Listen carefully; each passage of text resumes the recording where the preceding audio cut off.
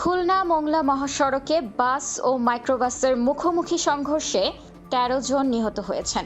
বৃহস্পতিবার সন্ধ্যায় এই মর্মান্তিক দুর্ঘটনা ঘটে। রাজ্জাক সর্দার এর ছেলের বিয়ের লোকে নিজের এলাকা সাতক্ষীরা থেকে গেছিল, আসার পথে হাইস গাড়িতে আসার পথে বেলাই ব্রিজের ওখান থেকেই মনে করেন নৌবাহিনীর গাড়ি মোংলা থেকে যাচ্ছে, আর এরা খুলনা থেকে আসে। ওই সামনাসামনি মুখোমুখি অ্যাক্সিডেন্ট হওয়াতে এরা এক ফ্যামিলির ১২ জন আর ড্রাইভার ১৩ জন মারা গেছে।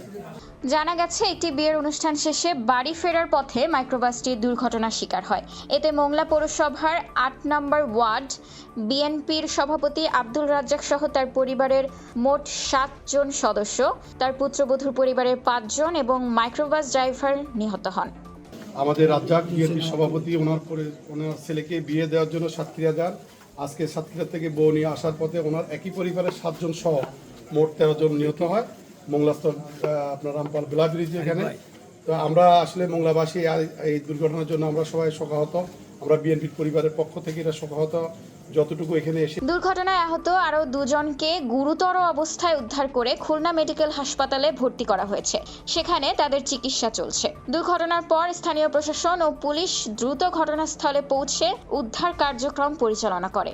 জেলা প্রশাসক ও পুলিশের সংশ্লিষ্ট কর্মকর্তারা ঘটনাটি নিশ্চিত করেছেন।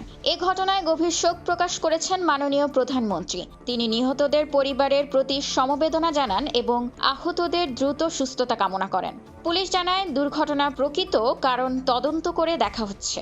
খোলা কাগজ, ঢাকা।